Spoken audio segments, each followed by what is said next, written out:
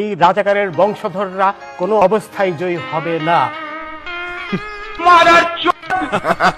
আমাদের পুলিশ যথেষ্ট আপনার ধৈর্যের পরিচয় দিয়েছে, কারণ পুলিশের দায়িত্ব কিন্তু পুলিশ তো বুক চিতিয়ে রাখা একজন শিক্ষার্থীকে, সাধারণ শিক্ষার্থী আবু সাইদকে গুলিও করে। পুলিশের দায়িত্ব না, আমি আমাকে বলতে দেন প্লিজ, ডোন্ট ইন্টারফেয়ার, আমাকে বলতে দেন।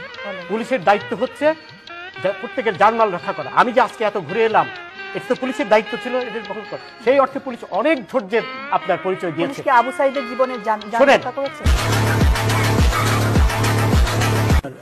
সাধারণ ছাত্র আমি বলবো না, এরা দেশে কিন্তু এখনো 4 কোটির মতো রাজাকারের বংশধর রয়েছে, যেটা 71 ছিল, বুঝলেন? এত রাজাকার ছিল আমাদের ওই সময়? অবশ্যই ছিল।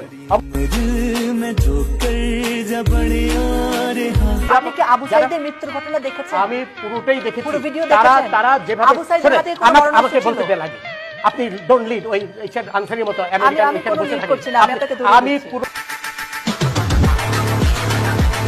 দেখেছি তারা যেভাবে সশস্ত্র হয়ে আক্রমণ করেছে, সেখানে পুলিশের অবশ্যই দায়িত্ব ছিল সেই সশস্ত্র আক্রমণ রোধ করার, বুঝলেন? এটা পুলিশের আইনি দায়িত্ব। আমাদের পেনাল কোড বলেন, আমাদের সিআরপিসি বলেন, সেই পুলিশকে সেই ক্ষমতা দিয়েছে, কারণ পুলিশের দায়িত্ব, অন্যতম দায়িত্ব হাতে অস্ত্র ছিল।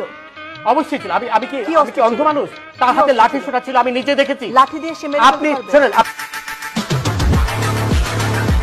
তো একা দেখেননি নাকি?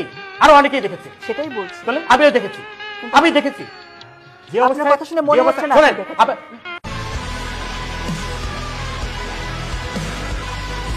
ডোন্ট প্লিজ এই ধরনের রাবিশ কথা বলবেন না আমার সাথে, আমার সাথে রাবিশ কথা বলবেন না। আমিও দেখেছি। উত্তেজিত হবে।